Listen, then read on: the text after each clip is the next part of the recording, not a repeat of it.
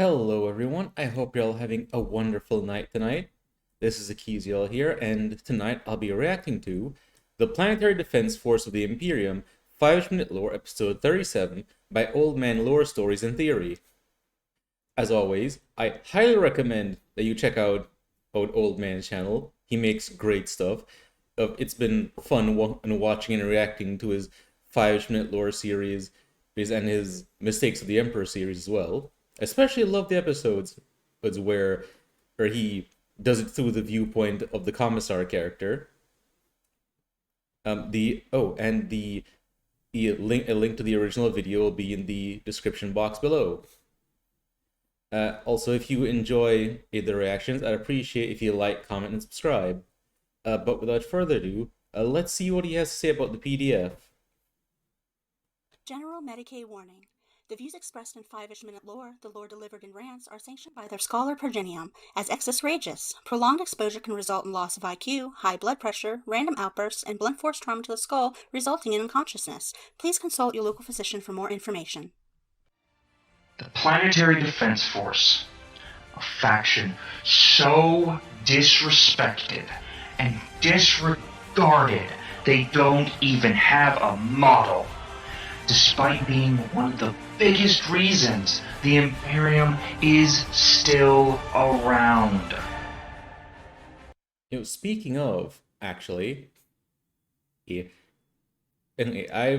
heard that a lot of the stories of the Imperial Guard getting cut down by the dozen, or otherwise just getting mowed down like it's nobody's business, are actually representations of the PDF and not the Imperial Guard themselves, since the Imperial Guard is better equipped and generally takes the best of the PDF into their ranks. It's a fact! Most of the factions in 40k view the standard Imperial Guardsman as an absolute joke, a viewpoint that is ridiculously unfair considering the threats they face on a regular basis and put down. If you're some sort of hardcore Nurgle follower, your boys got rocked by a bunch of sharp-dressed people from Mordia. The Valhallans have given the followers of Slanesh a cold shower on multiple occasions. Orcs in almost every Imperial Guard regiment in history have thrown down at some point, and if you're actually in the eastern fringes as a man or woman of the Imperial Guard, you shot a Tyranid or two, and hopefully a Tau. It's actually annoying how arrogant the enemies of man are about facing regular humans with pew-pew lasers, because if their ego matched their ability, they would have conquered the galaxy 30 times over. But while the Imperial Guard is the main military force of the Imperium that gets unfairly dismissed, there's another force that the Imperial Guard itself looks down on. If the Imperial Guard can't even be counted, then trying to put a number on this force is completely beyond laughable. There's just no point. The Planetary Defense Force is to a planet what the Imperial Guard is to the Imperium itself, a large body of armed men and women who protect the world they are on. If you want the truest comparison I can possibly give, the Planetary Defense Force, or PDF for short, is what you would consider the planet's army. Nothing more, nothing less. The PDF's quality is going to be bound to the planet they are on, but if you polish a turd, it's still a turd, so don't expect diamonds. Some PDF groups are going to be actually better than other planets' Imperial Guard regiments in training and readiness. And if you're raising an eyebrow at that, let me give you a little scenario. I imagine, just as an example, that taking PDF from places like, say, Catachan, or Cadia before it got blown up by Failbadon the Armless, when he threw a temper tantrum, or I think another good example would probably be Mordia as well, and Krieg, that some of those are going to be good examples of places that are pretty good PDF, based on what I've heard of how they run things over there. Imagine your waifu pillow is going to get stolen by Abaddon! Now stop looking at the screen like that. I know some of you heretics have waifu pillows. Who do you want defending it? A Paradise World Regiment of IG or the Cadian PDF? If you said the Paradise World Regiment, I've got bad news for you. Abaddon is doing horrible, terrible things to your waifu pillow right now. That's right. Suck it up, you cuck.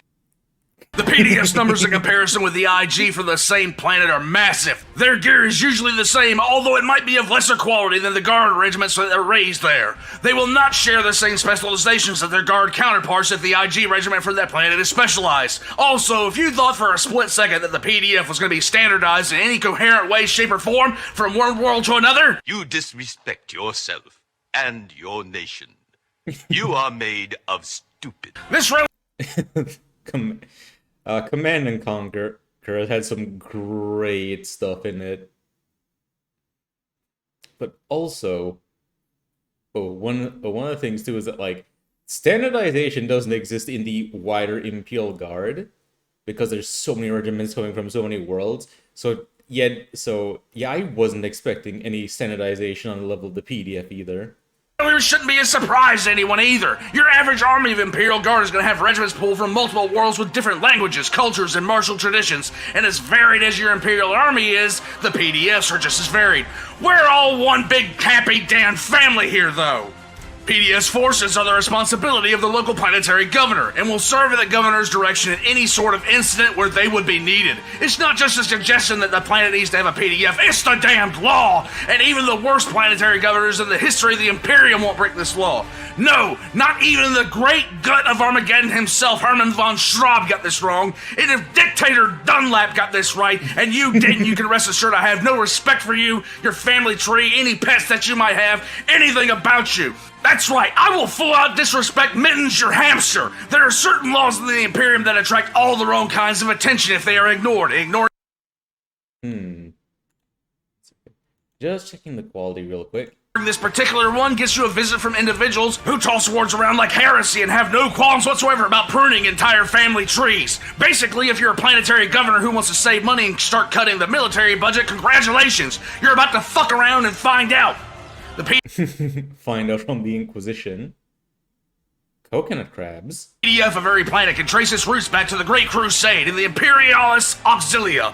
Once the world was taken, it was the duty of the Imperial commanders to raise an Imperialis militia. The prime job of this force was to put up defenses, establish bases, be seen, and keep the pimp hand of the Imperium strong if a rebellion tried to start upon the planet, which, considering the first real rebellion of an Imperial world was one sponsored by Erebus and pals, they did their job well. The second job in the Imperialis militia was to hold the planet if it was attacked by outside forces until help arrived. Now, say what you will about the PDF, but they actually still do this remarkably well, or else there wouldn't be half of the awesome stories about space marines coming to save the planets or IG showed up to war zones and singing the enemy's demand the songs of our people. Yeah, because I heard a lot of people describe it as like they'll refer to the Imperial Guard as the Imperial speed bump, and say they just hold the enemy long enough for space marines to show up. And yeah, that's also kind of why when I think about it, it tracks when people say that a lot of the shit that gets thrown at the Imperial Guard is actually more referring to the PDF. Although, to be fair, GW also doesn't really do the Imperial Guard any favors at times. That being said, your standard PDF is going to have a complete lack of standardization. The PDF can take the form of a professional army. It can simply be a mob of armed gangsters who have been given the governor's sanction, and I'm pretty sure Hermann von Straub made an attempt to militarize his local McGrock's fast food chains. On most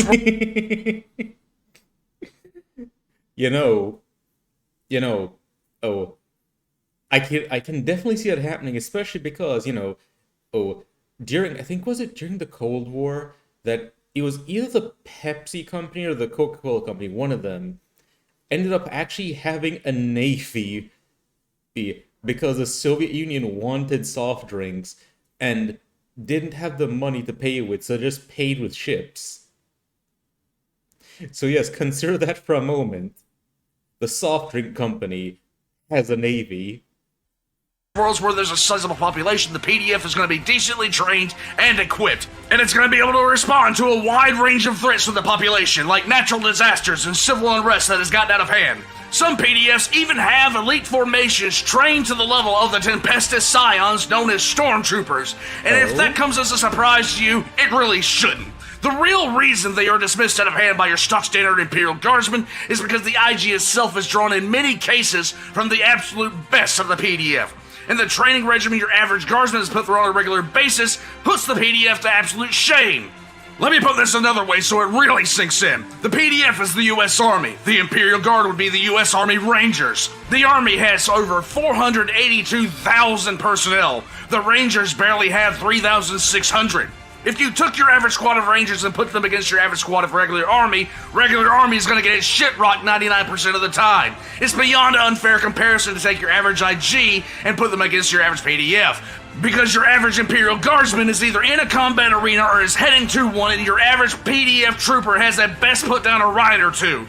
Your average guardsman only exists for warfare, while your average PDF trooper has to maintain an entire planet's worth of defense and bases. Your average guardsman is constantly being trained for the next war, and while that's happening, your average PDF trooper got out of basic, learned how to use whatever gear they were going to use, and then was handing a broom to sweep the floor or a paintbrush to keep the stenciling on the wall sharp.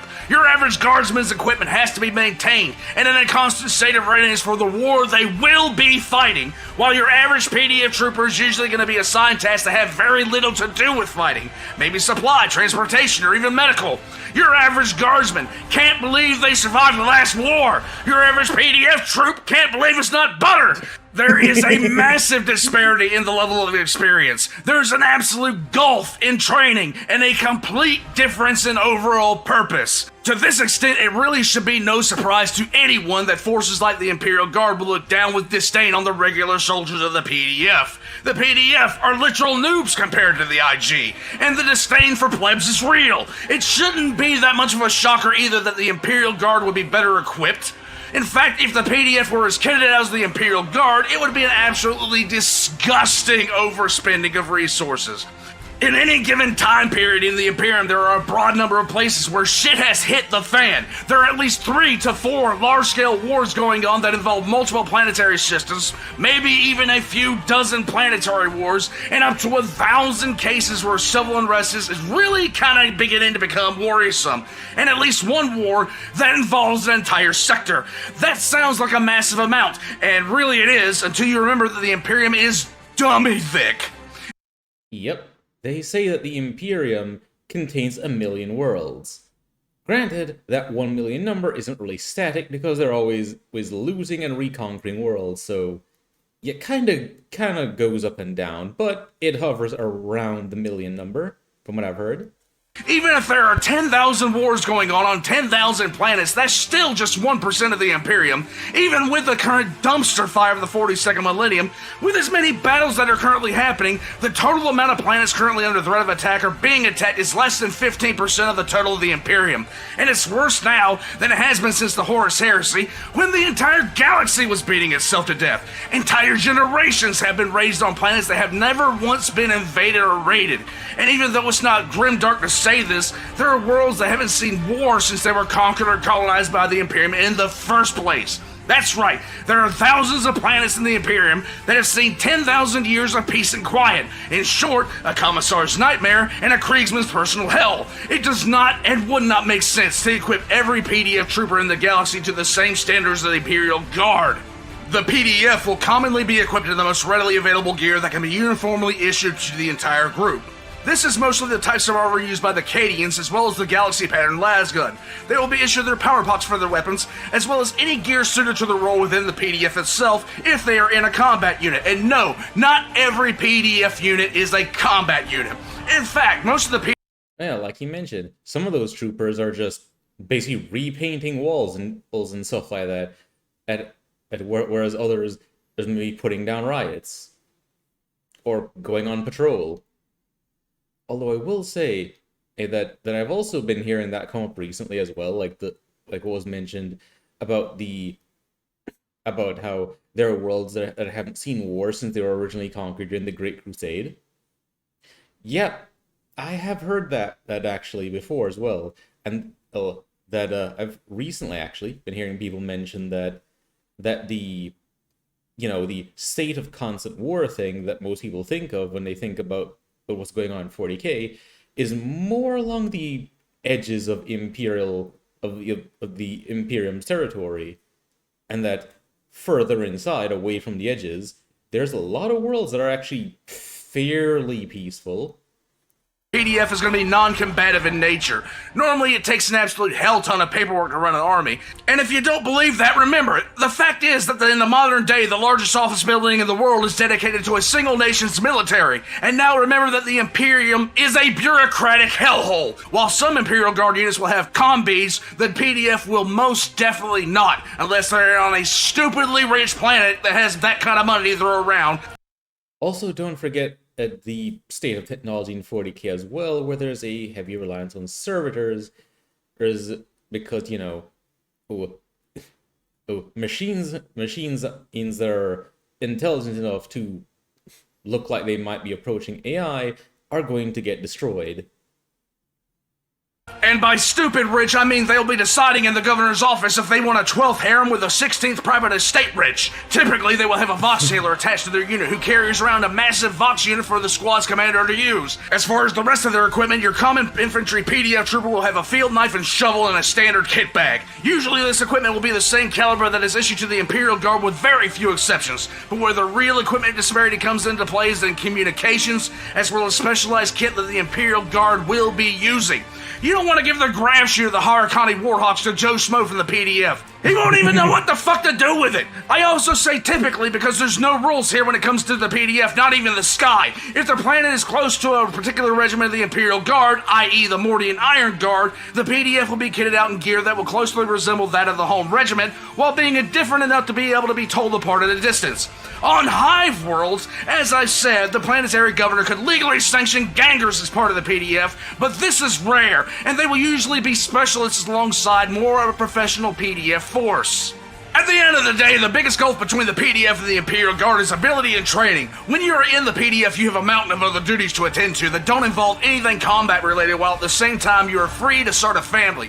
You will spend most of your time maintaining gear and bases, doing basic field training every so often, and doing the good old military adage of hurry up and wait, where you will rush to locations and do nothing for hours at a time until someone figures out why they sent for you in the first place, and then realize they don't need you there anymore. If you want a good idea of what it's like being in the PDF, listen to any veteran of the military talk about peacetime deployment. Training for combat does happen when your main duties are going to be guard duty and collateral duties like maintaining inventories or keeping areas within predefined regulations. Well, hell. If you're in the Imperial Guard, however, you're in a constant state of either fighting, having some R&R time, or training for the next fight. In most cases, the Imperial Guard is recruited from the literal cream of the crop from the PDF, and only the top 5 to 10% will even be considered for the Imperial Guard. Essentially, the entirety of the Imperial Guard is made out of the top performers from their planet's military service, and only that. The reason why is simple. Remember what I said about how there were some laws that not even the most entitled planetary governors won't break? Well, if you're a planetary governor, you send a regiment of Jimmy the Village Idiots to the Guard, someone's gonna get pissed and pissed fast. They're gonna tell other people, who are also going to get pissed. Soon enough, you've got an entire command structure trying to fight a war with your substandard troops, who are all pissed off in the worst way possible, and then you're gonna get a knock on your door from someone who will walk in, call you a heretic, and give you a one-way ticket to meet the Emperor via weapons discharged into your forehead. There are more than enough planetary governors who have no issue whatsoever slamming their dick on the table and demanding everyone kiss their ass. But the amount of planetary governors who want to do this as it relates to anything regarding the Inquisition is extremely limited. In fact, it's one of the few times that natural selection actually applies to those in power within the Yeah, eliminating the kind of people from the gene pool that'd be stupid enough to try to boss around the Inquisition. Imperium, because if you're stupid enough to get the attention of the Order Hereticus of the Inquisition for sending substandard troops, you've probably done a lot worse, and you deserve what's coming to you. With all this being said, the PDF is the absolute backbone of a planet's defensive capabilities. Forts manned will be built by the PDF and supplied by it. Bases will be maintained by the PDF. Airfields and motor pools will be the same. Can your standard tanked regiment show up to an Imperial world and set those things up? Sure, but it gets a ton easier when the PDF has done it for you. In fact, a decent PDF makes a guardsman's life immeasurably better. Your PDF is designed from the ground up to hold the planet against threats outside and from within. Dealing with threats from within, it's usually the PDF that's going to call in the banhammer on cultists and the like before an Inquisitor even has the chance to get a stiffy from the thought of murdering an entire population center. And typically on threats from outside the planet, the PDF itself will be able to outright beat the threat or will be able to hold the planet until the Astartes or the Imperial Guard itself shows up. The amount of times the PDF has not only held the planet but driven the attackers back is staggering, regardless of anybody's opinion. The issue is confirmation bias, where we know that there are a ridiculous amount of wars and invasion happening at any one point, but we only really hear about the ones that involve the Guard or the Space Marines. The PDF.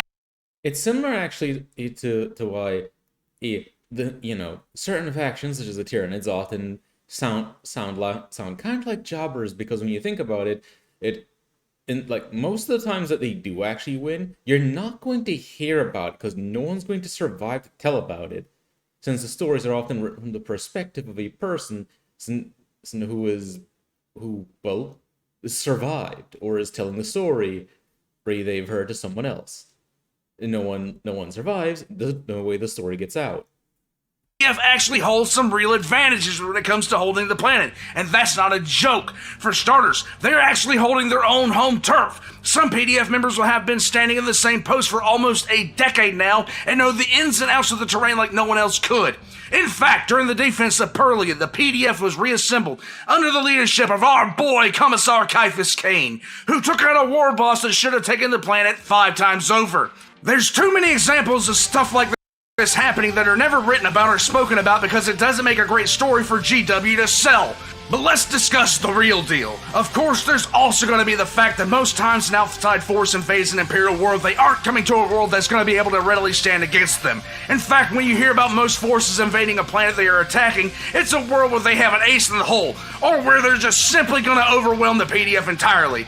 Saying the PDF sucks because they get wrecked by invaders is like saying Mike Tyson can't fight after getting paired for 15 rounds against Gypsy Danger from Pacific Rim. That's stupid. Don't do that. Most say Yeah, that is a fair assessment considering the limitations of the PDF and the fact that they're not really meant to be able to, to fight off a, full-fledged military force. Which actually, now I think about it, makes it even more impressive when they actually do manage to fight off an invasion. Knows besides orcs selected their target way in advance, and they won't be trying to do anything heroic. It should come as surprise to no one that the PDF gets absolutely decimated when the world gets invaded, because the invader will have done everything possible to ensure just the scenario occurs. Instead, it should be absolutely impressive when a PDF actually manages to hold out until help arrives. Don't believe me? Take your average Xeno. A Drukhari raider isn't going to consider raiding a place where the PDF can stand up to them, because if they get shot, Slanesh will turn them into a fleshlight if they can't get healed. And risking an attack against an even average PDF isn't something they're going to consider if it means they get turned into a blood splatter and then they hear this. I like you, and I want you. Now we can do this the easy way, or we can do it the hard way. Fleece Johnson. The choice is yours. The Tyranids are going to avoid any planet they don't think they can overrun like the Also, yeah, and regarding that Drukhari thing, on top of the fact that they prefer to go after worlds that are as lightly defended as possible, well, they also try to make their raids quick so that they can get in and get back out before any help can arrive. absolute plague. In fact, most times they're only going to arrive once Gene Stealer cults have wrecked a planet to the point of absurdity. The Tau spend decades, if not centuries, marinating a planet before they unleash big titty Tau fire warriors all over the place. And by the time they do send in fire warriors to secure a planet, there's already a sizable force ready to support them. And Chaos? Do I even need to go there? Yeah, if a chaos cult, for example, is actually allowed to spring up upon a planet, not before you even consider the Chaos Space Marines, things can happen, like say warp shenanigans that literally cause thousands or even hundreds of thousands of soldiers to just explode into blood as chaotic energy washes over the planet, or greater demons being summoned. And then when you actually think of the Chaos Space Marines themselves and what they're capable of, it's like, yeah, PDF are not going to have a fun time against Chaos Astartes. In fact, the main reason the PDF turns traitor in so many cases is because of those aforementioned aces in the hole. Imagine, if you will, you are a PDF trooper right now. You've got a lot of stuff to do today before you get off duty and spend some time knocking back some brews before hanging out with a girlfriend, and you're hyped because your new Battle Mace 42 million miniature came in and you have all the fortress paints you need to do a bang-up job on it. Suddenly, you get told to report for duty because an absolute hell ton of something just landed and you're now at war. There's sirens going off everywhere. You get kitted up, get on a train, and you're hearing all sorts of horror being reported across every Voxnet. News feeds are going insane. Then as soon as you get off the train, you try to form up, but your position is almost instantly attacked by things that can be politely called skin bags and these strange women with crab hands. You hurl yourself back as you watch half your squad get murked in under 10 seconds to fall on the train, which had already started heading back to where you were from. You're in the middle of your first ever fight against whatever these space troopers from hell are called. But man, they smell good, didn't they? Your train pulls back into your station, and what do you know? There's your girlfriend, and she's got some weird new tattoo, and she's giving you the doomy eyes. Then she starts talking about how she's got a sudden interest in vinyl and the urge to do intensely immoral and depraved things with you that you've only seen on Pornhub, and she wants to do all of them with a frequency that is heart attack inducing. All you have to do is not resist the invader crab people and say you're okay with something called Slanesh, and she's ready to go right here and right now. She'll even let you bring in your waifu pillow. She'll even involve the The waifu pillow returns. waifu pillow. Then she says her friend Bambi has a lot of leather and will be happy to join in if you turn on your other guardsmen. Then she pulls out your waifu pillow and holds it up to you, and that's when you hear your pillow say to you, "Ohayou gozaimasu, oni-chan."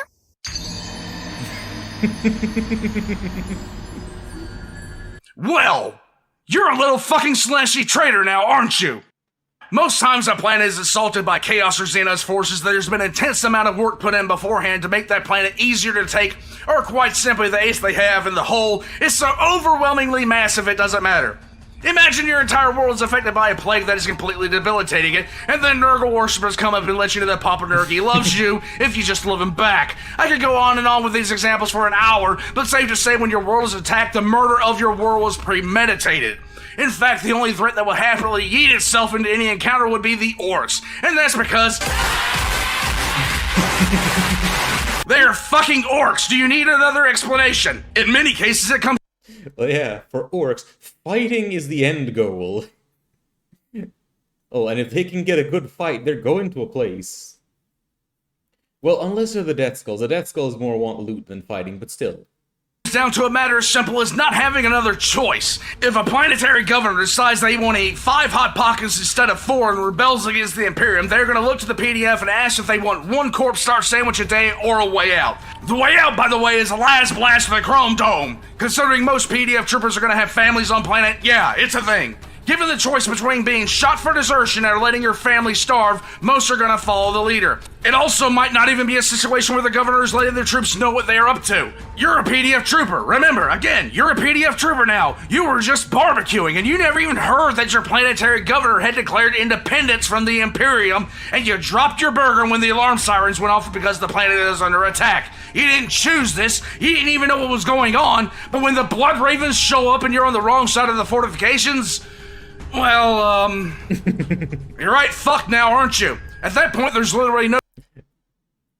Imagine a Blood Raven shows up, steals your burger, leaves, refuses to elaborate. No point in saying you didn't know your fearless leader had to betray the Imperium. You're getting blamed anyway. In all serious unfairness to the PDF, it's actually a testament to them that as many stay loyal as they do. Whenever you read a story about the awesome Space Marines showing up to a planet under siege, who's holding it? Is it the Guard? No, not really. If they are, it's only a minor percentage. Whenever you do not hear a story about how a planet in a war-torn area the Imperium was held, it was the PDF. It's painfully easy just to chalk up your average PDF to a bunch of glue-sniffing morons who can't even figure out at which end of the bayonet is the pointy end, but when you actually stare at it, it makes a lot of sense. There are some PDFs that are even renowned for the ability and martial pride, such as the Armageddon Defense Force, the Karls, the Fenris, the Agrippin PDF, and the Ultramar Auxilia.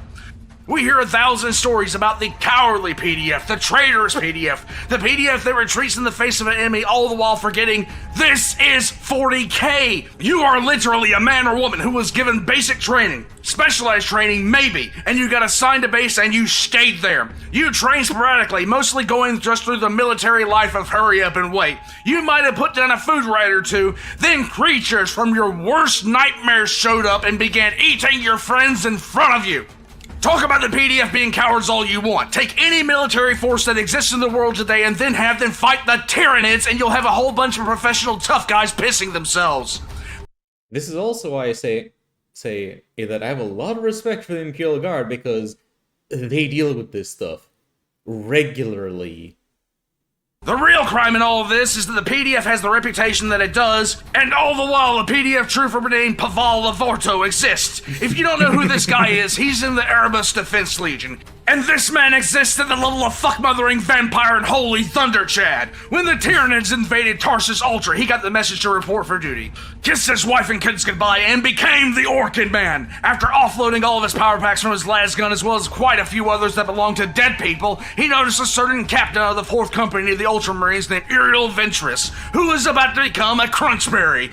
The Carnifex that was about to devour the Ultramarines captain was alive, and it was breathing in oxygen within 300 miles of Pavel, which of course meant it had broken the non-aggression pact. Pavel picked up a rocket launcher for home defense and shot the Carnifex in the face. He then charged into the battlefield with a las pistol and a chainsword and fought his way to the side of the Ultramarines captain, las pistol blasting and chainsword cutting through any opposition to the downed Ultramarine. Captain Uriel Ventress got up, took one look at the 46-year-old mortal that was out chatting him, and unlike some Ultramarine captains, how dare you interrupt the feedback session of I, Kata Zacharias! Decided to fight back-to-back with a human. So no shit, there they were. A blueberry and a badass fighting back-to-back surrounded by Tyranids. Uriel using bolter and chainsword, Pavel with a las pistol and chainsword. Fighting back-to-back, PDF trooper and Astartes. Pavel fired off the las pistol until it literally ran out of charges, then switched his spec from one-handed to two-handed, throwing the las pistol away.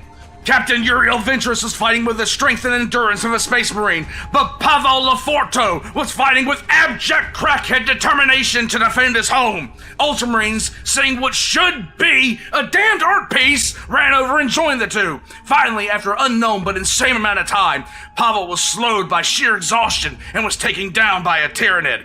Bereft of his chainsword and now wounded and pinned by a pissed-off murder hornet, Pavel decided he might be heavily wounded and surrounded by horrors beyond his imagining, but he didn't hear a damn bell. Like any true son of the Imperium, when confronted with a diplomatic situation where there was something trying to eat him, he shanked it with a field knife until the Tyranid collapsed on him. Where the fuck is his medal, GW? I want to know! When Uriel tracked down the hospital... I like hearing about some of these just absolute units.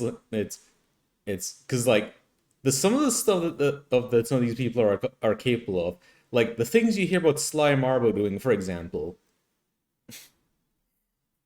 It is to me equal parts amazing and also hilarious.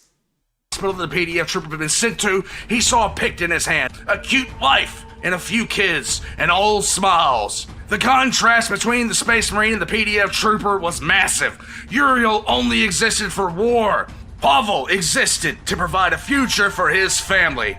Warpugs, this is the essence of the PDF. Trained soldiers, who admittedly are not as well trained and equipped as the Imperial Guard, who aren't there to win a war. They are there to make sure the war can be won.